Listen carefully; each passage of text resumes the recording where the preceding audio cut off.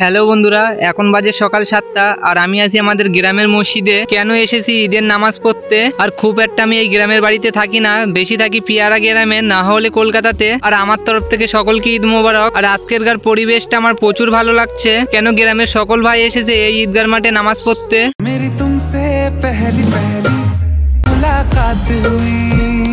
দেখা হয়েছে এটা বড় কথা নয়, বড় কথা হচ্ছে এটা আমার মেজো চাচার ছেলে, আর নামটা হচ্ছে আরাবুল। আর সত্যি বলতে গেলে আমার এই গ্রামে এত বন্ধু আছে, সবার সাথে দেখা করতে গেলে ভিডিওটা অনেক বড় হয়ে যাবে, তার জন্য চলে যাচ্ছি আমি বাড়িতে। আর আমার বন্ধুগুলো যদি ভিডিওটা দেখে থাকো, তোমরা আবার কিছু মনে করো না, কেন এই ঈদে সকলের বাড়িতে কাজ থাকে, তার জন্য আমি দেখা না করে চলে যাচ্ছি বাড়িতে।